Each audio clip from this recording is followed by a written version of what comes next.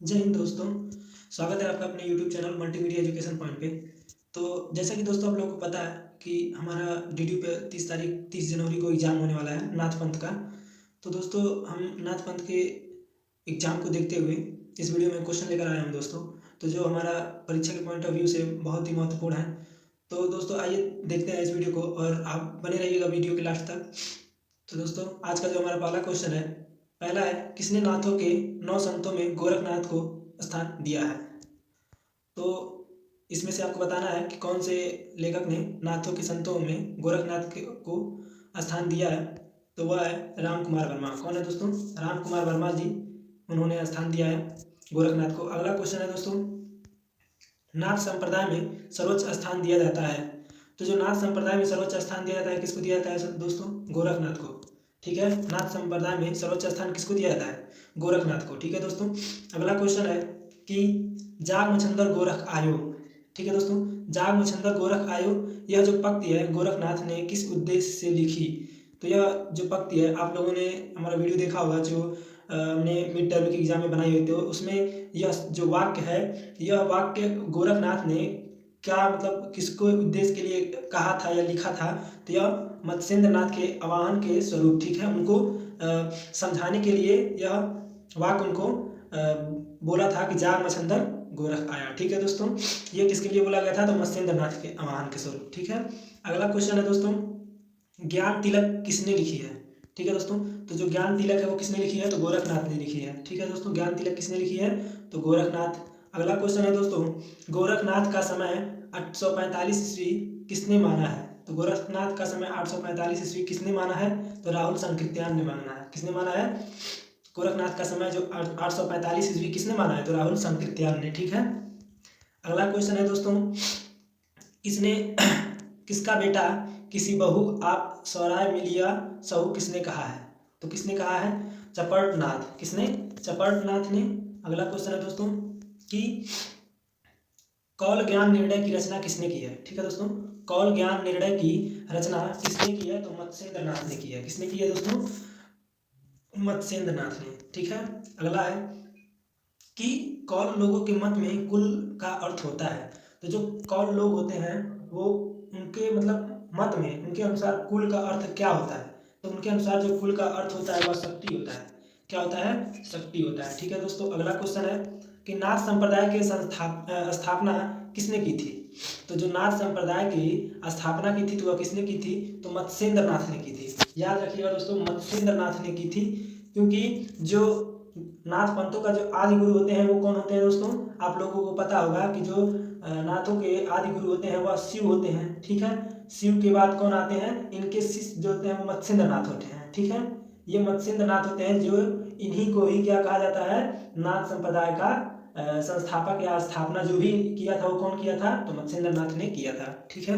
अगला क्वेश्चन है दोस्तों, नाथ साहित्य के प्रवर्तक कहे जाते हैं।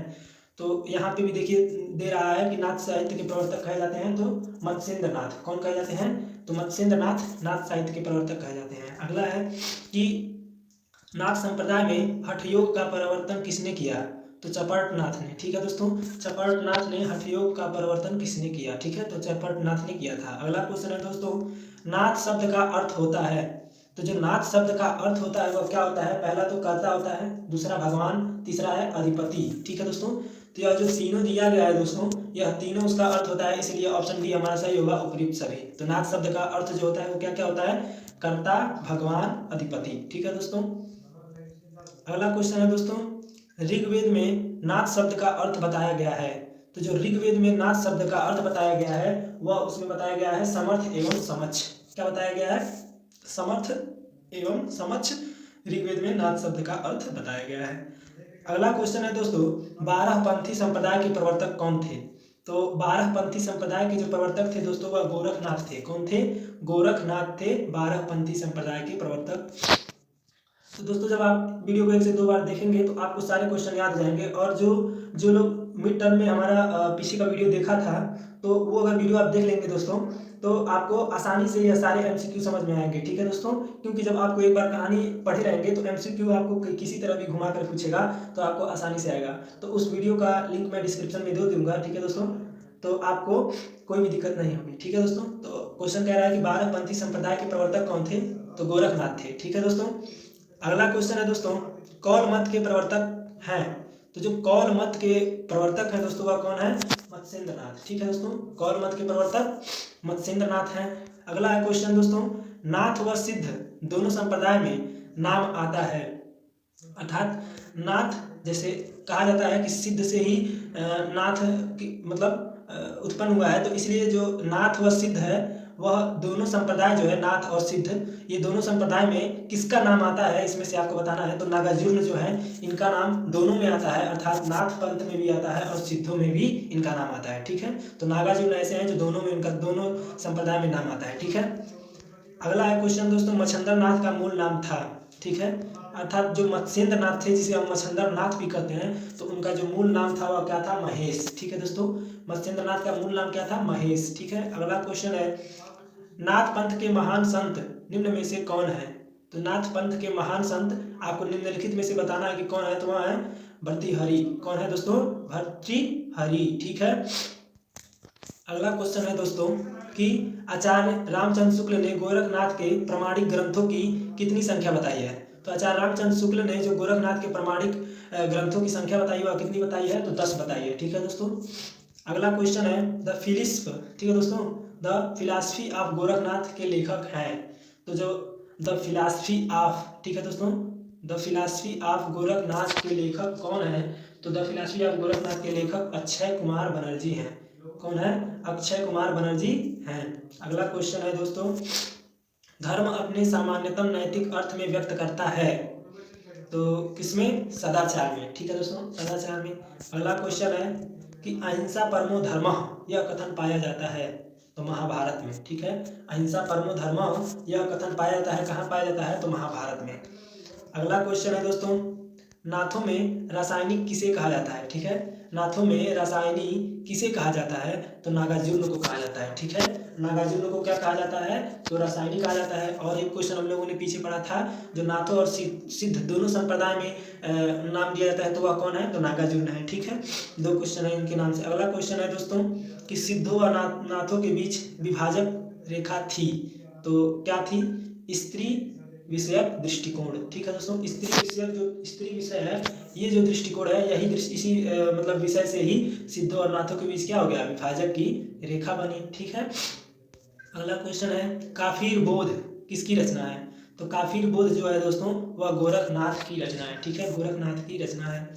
अगला क्वेश्चन है, गोरखनाथ के गुरु मत्स्येंद्रनाथ का वास्तविक नाम क्या था? तो जो उनका वास्तविक नाम था दोस्तों वह विष्णु शर्मा था। क्या था? विष्णु शर्मा था। ठीक है दोस्तों, याद रहेगा आपको। अगला क्वेश्चन है कि भगवत गीता किससे संबंधित है? तो जो भगवत गीता है दोस्तों वह किससे संबंधित है? तो आप लोग देख पा रहे होंगे, पहला है कर्म योग, दूसरा है ज्ञान योग, तीसरा है भक्ति योग। तो यह जो तीनों दिया गया है दोस्तों इससे संबंधित होता है, इसलिए ऑप्शन नंबर डी हमारा सत्य होगा। भगवत गीता तीनों से संबंधित है। ठीक है दोस्तों। अगला क्वेश्चन है, परम पुरुषार्थ है। तो जो परम पुरुषार्थ का जो मतलब होता है वह क्या होता है? अर्थ होता है। दूसरा अर्थ ही दिया है, तीसरा काम दिया है और चौथा मोक्ष। तो जो परम पुरुषार्थ का अर्थ होता है वह क्या होता है दोस्तों? मोक्ष होता है। क्या होता है? मोक्ष होता है। अगला क्वेश्चन है, योग बीज के प्रेरणा हैं। तो योग बीज के जो प्रेरणा है वह गोरखनाथ है। कौन है दोस्तों? गोरखनाथ योग बीज के प्रेरणा हैं। अगला क्वेश्चन है, गोरक्ष शतक किसने लिखी? तो गोरक्ष शतक गोरक्षनाथ ने लिखी थी। ठीक है दोस्तों, गोरक्षनाथ ने गोरक्ष शतक लिखी थी। अगला क्वेश्चन है दोस्तों, योग बीज के प्रेरणा हैं। अभी हम लोगों ने पीछे का क्वेश्चन पढ़ा था कि योग बीज की प्रेरणा कौन है? तो कौन है दोस्तों? तो वह है गोरखनाथ। ठीक है दोस्तों। अगला क्वेश्चन है कि गोरक्ष शतक किसने लिखी? तो गोरक्षनाथ ने लिखी थी। ठीक है, गोरक्षनाथ ने गोरक्ष शतक लिखी थी। अगला क्वेश्चन है, योग बीज की प्रेरणा है, तो कौन है दोस्तों? गोरखनाथ है। ठीक है दोस्तों, गोरखनाथ है। अगला है क्वेश्चन कि किसने खच्चर पद्धति की आरंभ की? तो किसने की थी दोस्तों खच्चर पद्धति की आरंभ? तो गोरखनाथ ने की थी। ठीक है दोस्तों। अगला है, नाथ साहित्य है। तो जो नाथ साहित्य है वह क्या है? संवाद रूप में। क्या किस रूप में है नाथ साहित्य? तो संवाद रूप में है। अगला क्वेश्चन है, राम कुमार वर्मा ने नवनाथों में किसे स्वीकार नहीं किया? तो राम कुमार वर्मा ने नवनाथों में किसे स्वीकार नहीं किया?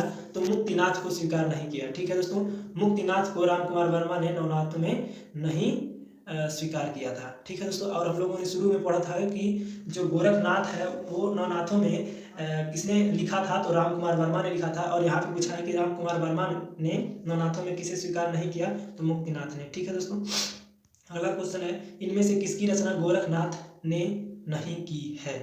तो किसकी रचना गोरखनाथ ने नहीं की है, तो संगपट्टक। ठीक है दोस्तों, संगपट्टक जो है वह गोरखनाथ ने नहीं की है। अगला क्वेश्चन है कि निम्न में से कौन गोरखनाथ द्वारा रचित है? तो जो आपको बताना है कि निम्न में से कौन गोरखनाथ द्वारा रचित है, तो ऑप्शन नंबर डी, सिद्ध सिद्धांत पद्धति। ठीक है दोस्तों, सिद्ध सिद्धांत पद्धति। अगला क्वेश्चन है दोस्तों, हठ योग प्रदीपिका के लेखक हैं। तो हठ योग प्रदीपिका के लेखक कौन है दोस्तों? योगींद्र स्वात्मारमल। ठीक है दोस्तों, योगींद्र स्वात्मारमल। ठीक है। अगला क्वेश्चन है दोस्तों, 15 तिथि किसकी रचना है? मोस्ट इंपोर्टेंट क्वेश्चन है कि जो 15 तिथि है वह किसकी रचना है, तो गोरखनाथ की रचना है। ठीक है दोस्तों, 15 तिथि गोरखनाथ की रचना है। अगला क्वेश्चन है दोस्तों, रोमावली की रचना किसने की? तो जो रोमावली की रचना की थी दोस्तों वह गोरखनाथ ने की थी। किसने की थी? गोरखनाथ ने रोमावली की रचना की थी। अगला क्वेश्चन है दोस्तों, हठ योग में ठ का अर्थ है। ठीक है दोस्तों, तो जो हठ योग में ठ का अर्थ होता है वह क्या होता है? चंद्र होता है। ठीक है दोस्तों, हठ योग में जो ठ का अर्थ होता है चंद्र होता है। अगला क्वेश्चन है दोस्तों, नाथों के ब्राह्मणों के किस कर्मकांड पर कड़ा प्रभाव किया? तो नाथों के ब्राह्मणों के किस कर्मकांड पर कड़ा प्रहार किया? तो वह है दोस्तों कर्मकांड। ठीक है दोस्तों, किस पे? कर्मकांड, वर्णाश्रम व्यवस्था। ठीक है दोस्तों, वर्णाश्रम व्यवस्था। अगला क्वेश्चन है दोस्तों, गोरखनाथ ने स्त्री फांस में किसका उद्धार किया था? तो वह अपने गुरु का उद्धार किया था और उस मतलब मोह माया से जो निकाले थे गोरखनाथ, तो वह किसको निकाले थे, किसका उद्धार किए थे? तो मत्स्येंद्रनाथ अर्थात अपने गुरु का उन्होंने उद्धार किया था। ठीक है दोस्तों, अगला क्वेश्चन है कि गोरखनाथ ने किसके योग को लेकर हठ योग का प्रवर्तन किया? तो पतंजलि। ठीक है दोस्तों, पतंजलि के हठ योग को लेकर प्रवर्तन किया गोरखनाथ ने। ठीक है दोस्तों, अगला क्वेश्चन है, गोरखनाथ मंदिर ट्रस्ट के मुखिया कौन है? यह तो सबको पता होगा दोस्तों कि गोरखनाथ मंदिर जो है उस ट्रस्ट के मुखिया कौन है, तो योगी आदित्यनाथ। कौन है दोस्तों? आदित्यनाथ, जो इस समय हमारे क्या हैं, उत्तर प्रदेश के मुख्यमंत्री हैं, योगी आदित्यनाथ। ठीक है दोस्तों, अगला क्वेश्चन है, गोरक्षनाथ मंदिर कहाँ स्थित है? तो यह सबको पता ही होगा कि जो गोरखनाथ मंदिर है वह कहाँ स्थित है। तो आप सबको पता होगा कि गोरखपुर में यह मंदिर क्या है, स्थित है। ठीक है दोस्तों, अगला क्वेश्चन है कि गोरक्ष पद्धति संबंधित है। तो गोरक्ष पद्धति जो है दोस्तों वह गोरक्षनाथ परंपरा से संबंधित है। किससे संबंधित है? गोरक्षनाथ परंपरा से संबंधित है। अगला क्वेश्चन है दोस्तों, अमन संयोग के संबंधित है। अमन संयोग संबंधित है, तो किससे संबंधित है? नाथ परंपरा से। किससे संबंधित है दोस्तों? नाथ परंपरा से संबंधित है। अगला क्वेश्चन है, गोरक्ष पद्धति संबंधित है। तो जो गोरक्ष पद्धति संबंधित है वह गोरक्षनाथ परंपरा से संबंधित है। आप सब लोगों को पता होगा, यह प्रश्न आसान है, बस आप एक बार दो बार वीडियो को देख लेंगे। आपका एग्जाम 30 तारीख को है, तो आप वीडियो को अगर आधा घंटा भी दे देंगे और रोज शाम को सोते समय एक बार देख लेंगे तो आपको आसानी से सारे क्वेश्चन याद हो जाएंगे। और अगर आप जो पीछे वाला वीडियो है जो हमारा मैं डिस्क्रिप्शन में उसका लिंक दे दूंगा, उसे भी आप देख लेंगे। तो एक बार जब कहानी आप सुन लेंगे तब आप अगर इस वीडियो को देखेंगे तो आपको एक ही बार में सारे क्वेश्चन समझ में आएंगे। ठीक है दोस्तों, तो गोरक्ष पद्धति जो संबंधित है वह किससे संबंधित है? गोरक्षनाथ से संबंधित है। अगला क्वेश्चन है कि अमन संयोग संबंधित है, तो किससे संबंधित है? नाथ परंपरा से। ठीक है, नाथ परंपरा से संबंधित है। अगला है क्वेश्चन दोस्तों, 9 लाख पातरी आगे नीचे पीछे सहज अखाड़ किसने कहा है? तो किसने कहा है? तो यह बात गोरखनाथ ने कहा है। ठीक है दोस्तों, अगला क्वेश्चन है, किस पंथ में, ठीक है, किस पंथ से भक्ति काल के संत मत का विकास माना जाता है? तो किस पंथ से भक्ति काल के संत मत का विकास माना जाता है? तो नाथ संप्रदाय से। ठीक है, संत मत का विकास माना जाता। अगला क्वेश्चन है दोस्तों, इनमें से नाथ संप्रदाय में क्या नहीं है? तो जो आपको बताना है कि जो ऑप्शंस दिए गए हैं उसमें से क्या नाथ संप्रदाय में नहीं है। तो आप देख सकते हैं नारी निंदा। ठीक है दोस्तों, जो नारी निंदा है ये भी नहीं है। दूसरा है इंद्रिय निग्रह, ये भी नहीं है। गुरु महिमा, यह भी नहीं है, ये भी है। ठीक है दोस्तों, सॉरी, जो नारी निंदा है यह उसमें किया जाता है, क्योंकि नारी से दूर इसमें रहा जाता है नाथ संप्रदाय में, इसलिए नारी निंदा और इंद्रिया निग्रह और गुरु महिमा यह तीनों चीज होते हैं। जबकि गृहस्थों का आदर, आप गृहस्थी नहीं कर सकते हैं, आप जो जैसे आप जो भी सामाजिक जीवन में जो व्यक्ति जैसे गृहस्थी करके अपना जीवन व्यतीत करता है, ऐसा उसमें आप नाथ संप्रदाय में नहीं कर सकते हैं। इसलिए हमारा जो ऑप्शन नंबर डी है गृहस्थी का आदर, ये नाथ संप्रदाय में नहीं है। ठीक है दोस्तों, यह नहीं है। ठीक है, बाकी सब है। ठीक है दोस्तों, अगला क्वेश्चन है कि तुम्बी में त्रिलोक समाया, त्रिवेणी ऋण चंदा, बूझो रे ब्राह्मा, ज्ञानी अनहद नाद अभंगा। ठीक है दोस्तों, तुम्बी में त्रिलोक समाया, त्रिवेणी ऋण चंदा, बूझो रे ब्रह्मा, ज्ञानी अनहद नाद अभंगा। तो यह जो बात कही है किसने कही है? तो गोरखनाथ ने की है। ठीक है दोस्तों, अगला क्वेश्चन है इनमें से नाथ संप्रदाय में क्या नहीं है? तो अभी आप लोगों ने ऊपर देखा था कि नाथ संप्रदाय में क्या नहीं है, तो गृहस्थी आप नहीं कर सकते, अर्थात एक वैवाहिक जीवन व्यतीत आप नहीं कर सकते हैं। ठीक है, अगला क्वेश्चन है कि किसका संबंध नाथ पंथ से है? तो आपको बताना है कि इसमें से किसका संबंध नाथ पंथ से है। तो आप देख पा रहे हो वैराग पंथ, कौल मत, अवधूत संप्रदाय, उपयुक्त सभी। तो यह जो सभी संप्रदाय है और पंथ है, यह क्या है? नाथ पंथ से संबंधित है। ठीक है दोस्तों, अगला क्वेश्चन है नाथ पंथ की कौन सी विशेषताओं ने भक्ति काल के संत काव्य को प्रभावित किया? तो जो नाथ पंथ की कौन सी विशेषताओं ने भक्ति काल के संत काव्य को प्रभावित किया था? तो पहला है मूर्ति पूजा का विरोध, दूसरा है गुरु महिमा, अर्थात मूर्ति पूजा का विरोध किया गया और गुरु की महिमा की गई। यह दोनों विशेषताएं जो हैं वह संत काव्य को प्रभावित किया। ठीक है दोस्तों, अगला क्वेश्चन है कि अभी हम लोगों ने ऊपर भी पढ़ा था कि 9 लाख पातरी आगे नीचे पीछे सहज अखाड़, किसने कहा है? तो आप लोगों ने बताया था दोस्तों गोरखनाथ ने। किसने कहा है? गोरखनाथ ने। ठीक है दोस्तों, अगला क्वेश्चन है किस पंथ से भक्ति काल के संत मत का विकास माना जाता है? तो नाथ संप्रदाय से। ठीक है दोस्तों, अगला क्वेश्चन है कि पूरन भगत के नाम से कौन प्रसिद्ध हुए? ठीक है दोस्तों, पूरन भगत के नाम से कौन प्रसिद्ध हुए? तो चौरंगीनाथ। ठीक है दोस्तों, चौरंगीनाथ जो है वह पूरन भगत के नाम से प्रसिद्ध हुए। अगला क्वेश्चन है चौरंगीनाथ किसके शिष्य थे? तो जो चौरंगीनाथ थे दोस्तों वह गोरखनाथ के शिष्य थे।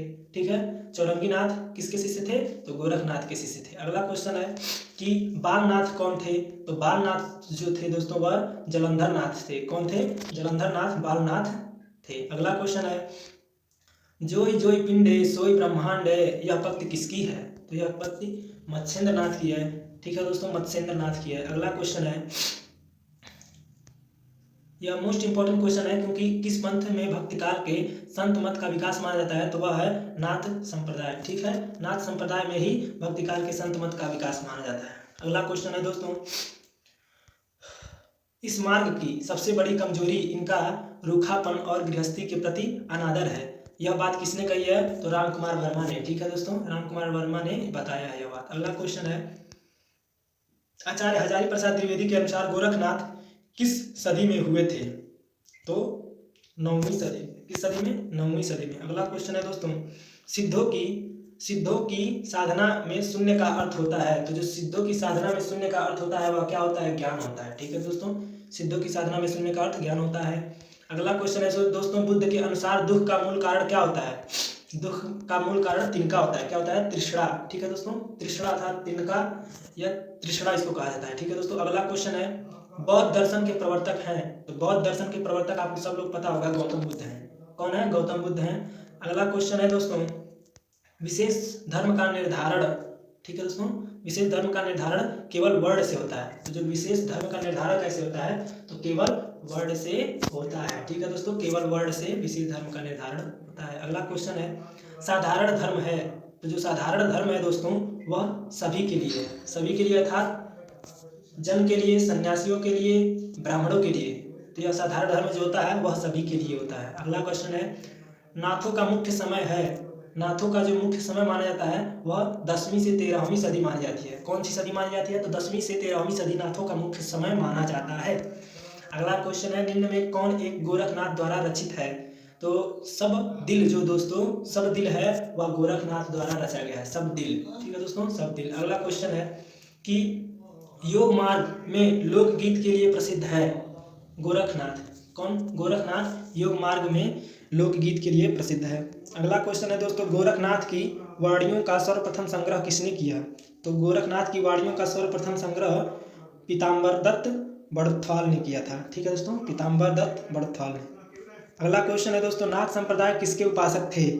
तो मोस्ट इंपॉर्टेंट क्वेश्चन है और परीक्षा के पॉइंट ऑफ व्यू से बहुत महत्वपूर्ण क्वेश्चन है। जो नाथ संप्रदाय के आदि गुरु जो हैं या नाथ संप्रदाय के उस उपासक कौन है? तो वह शिव है। कौन है दोस्तों? शिव है, आदि गुरु और सबसे पहले गुरु और नाथ संप्रदाय के उपासक। ठीक है, वो कौन है? शिव हैं।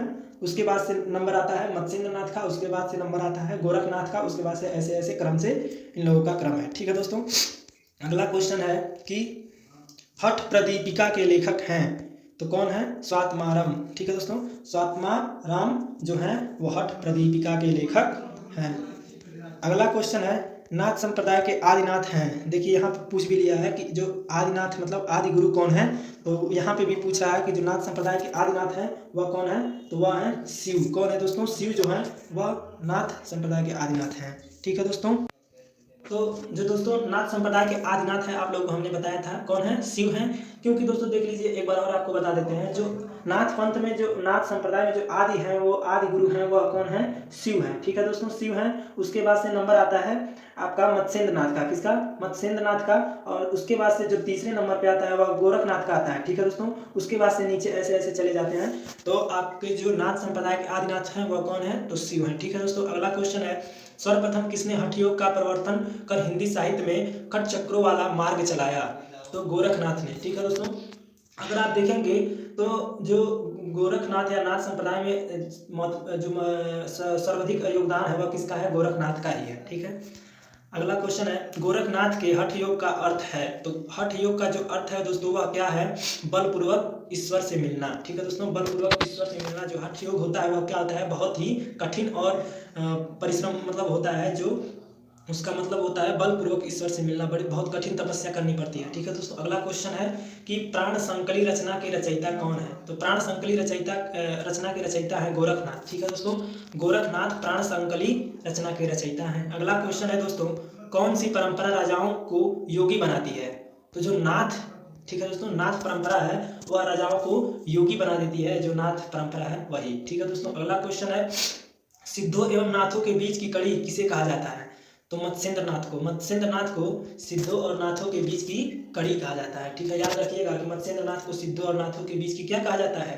एक कड़ी कहा जाता है। अगला क्वेश्चन है दोस्तों कि हिंदी साहित्य की किस काव्य धारा पर सिद्ध और नाथ साहित्य का सर्वाधिक प्रभाव दृष्टिगोचर होता है? तो किस संत काव्य। ठीक है दोस्तों, किस काव्य? संत काव्य में। अगला क्वेश्चन है दोस्तों, सिद्धों और नाथों में किस बात को लेकर मतभेद था?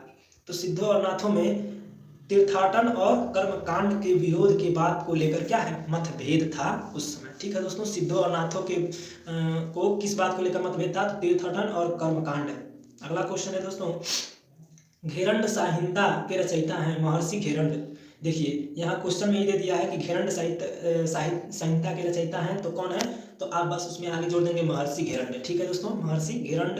अगला क्वेश्चन है, विवेक मार्तंड संबंधित हैं। तो जो विवेक मार्तंड संबंधित है दोस्तों वह नाथ परंपरा से संबंधित हैं। अगला क्वेश्चन है दोस्तों, नाथों का मुख्य समय है। अभी हम लोगों ने पीछे भी यह क्वेश्चन पढ़ा था कि नाथों का मुख्य समय क्या है या मुख्य सदी कौन सा है, उसमें पढ़ा था। और यहाँ पे पूछा है कि मुख्य समय कौन सा था। तो 10वीं से 13वीं सदी जो है दोस्तों वह नाथों के लिए क्या था? मुख्य समय था। अगला क्वेश्चन है दोस्तों कि निम्न में से कौन एक गोरखनाथ द्वारा रचित है? तो निम्न में से गोरखनाथ द्वारा रचित है सबदिल। ठीक है दोस्तों, अभी यह क्वेश्चन हम लोगों ने पढ़ा था कि सबदिल किसकी रचना है? तो गोरखनाथ की रचना है। अगला क्वेश्चन है दोस्तों, नाथ पंथ ने किस अवधारणा पर बल नहीं दिया? तो नाथ पंथ ने किस अवधारणा पर बल नहीं दिया था? तो नारी स्वरदा में, नारी स्वरदा जो है इस पर उन्होंने बल नहीं दिया था। अगला क्वेश्चन है दोस्तों, गोरख जगायो जोग भक्ति भगायो लोग। ठीक है दोस्तों, गोरख जगायो जोग भक्ति भगायो लोग किसने कहा है? तो यह बात किसने कहा है? तो तुलसीदास ने कहा है कि गोरख जगायो जोग और भक्ति भगायो लोग। ठीक है दोस्तों, अगला क्वेश्चन है, सेवता अवधुत जीवता मुआ बोतल अवधु व्यजरे सुमा, यह किसने कहा है? तो यह बात किसने कहा है? तो मत्स्येंद्रनाथ ने कहा है। ठीक है दोस्तों। अगला क्वेश्चन है, हजारी प्रसाद द्विवेदी ने गोरखनाथ का समय माना है। तो जो गोरखनाथ का समय था, अभी हम लोगों ने पूछा, पीछे भी पढ़ा था कि गोरखनाथ की कौन सी सदी थी, तो 9वीं सदी थी। तो अब यहाँ क्वेश्चन कहा है कि हजारी प्रसाद द्विवेदी ने गोरखनाथ का कौन सा समय माना था, तो 9वीं सदी। ठीक है दोस्तों, 9वीं सदी जो है वह गोरखनाथ का समय था। अगला क्वेश्चन है, संघा भाषा या उल्टवासी शैली का प्रयोग नाथों ने भी किया है, यह कथन किस सत्य है या असत्य है, आपको बताना है। तो जो संघा भाष उलटवाली शैली का प्रयोग नाथों ने भी किया है, तो यह बात क्या है दोस्तों, सत्य है। ठीक है दोस्तों, यह सत्य है। अगला क्वेश्चन है, नाथों ने अपने मत का प्रचार किस दिशा में किया है, तो पश्चिमोत्तर दिशा में किया है। नाथों ने अपने मत का विचार या प्रचार प्रसार किस दिशा में किया है, तो पश्चिमोत्तर में। अगला क्वेश्चन है, नाथों की संख्या कितनी है। मोस्ट इंपॉर्टेंट क्वेश्चन है कि नाथों की संख्या कितनी है, तो 9 से नाथ, 9 से 9 नाथों की संख्या है। ठीक है, 9 नाथों की संख्या कितनी है, 9 है, या नाथों की संख्या 9 है। अगला क्वेश्चन है दोस्तों, नाथ पंथ के वास्तविक संस्थापक माने जाते हैं।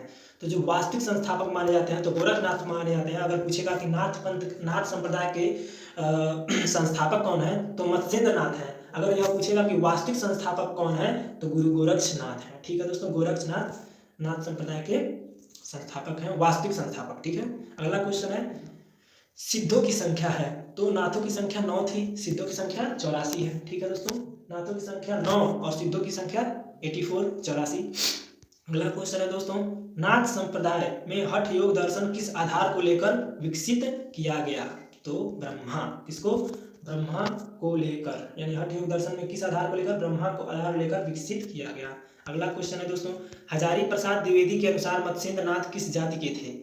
तो आप जानते हैं कि जब हम लोग मत्स्येंद्र नाथ की कहानी जब हम लोग पढ़ते हैं, तो वह एक मछुआरे के घर जन्म लेते हैं, क्योंकि जो मत्स्येंद्र नाथ होते हैं वो जो मछुआरा होता है वह मछली पकड़ने जाता है, मछुआरा होता है जो वहाँ पे उनको पाता है और वह उनका पालन पोषण करता है। तो उनके अनुसार जो मत्स्येंद्र नाथ किस जाति के हैं, तो वहाँ पे मछुआरा कहा जाएगा, क्योंकि वह मछुआरे के घर उनका पालन पोषण होता है और वहाँ पे ही वह पल बढ़ के बड़े होते हैं। तो उनके अनुसार, द्विवेदी जी के अनुसार मत्स्येंद्र नाथ की जो जाति है वह क्या है, मछुआरा है। अगला क्वेश्चन है, और इस वीडियो का लास्ट भी क्वेश्चन है, तो मोस्ट इंपॉर्टेंट है, हजारी प्रसाद द्विवेदी ने पूरन भगत किसे कहा है। अभी हम लोगों ने यह क्वेश्चन पीछे ही पढ़ा था कि हजारी प्रसाद द्विवेदी ने, और ये नहीं मतलब वहाँ बस यह पढ़ा था कि पूरन भगत किसे कहा जाता है, वहाँ पे हम लोगों ने यह पढ़ा था कि पूरन भगत किसे कहा जाता है, तो आप लोगों ने बताया चौरंगी नाथ। ठीक है दोस्तों, चौरंगी नाथ। और यहाँ पे पूछ रहा है कि हजारी प्रसाद द्विवेदी ने किसे पूरन भगत कहा था, तो किसे कहा था, चौरंगी नाथ को। ठीक है दोस्तों, चौरंगी नाथ, याद रखिएगा। तो ये थे हमारे दोस्तों जो नाथ पंथ से रिलेटेड महत्वपूर्ण प्रश्न। ठीक है दोस्तों, तो दोस्तों आप जब वीडियो को 1 से 2 बार देखेंगे तो आपको सारे क्वेश्चन कवर हो जाएंगे। ठीक है दोस्तों, और मैं एक वीडियो का डिस्क्रिप्शन में लिंक दे दूंगा, अगर आप उस वीडियो को देख लेते हैं तो आपको यह सारे क्वेश्चन आसानी से समझ में आएंगे। अगर नहीं भी देखते हैं, आप इसी वीडियो को 1 से 2 बार देख लेंगे तो आप आसानी से परीक्षा में क्वेश्चन को कर पाएंगे। और मैं इसका एक और पार्ट लाकर आपको वीडियो दे दूंगा जिसमें आपको और भी अच्छे से क्लियर हो जाएगा। ठीक है दोस्तों, तो फिर मिलते हैं अगले वीडियो में, तब तक के लिए जय हिंद, जय भारत।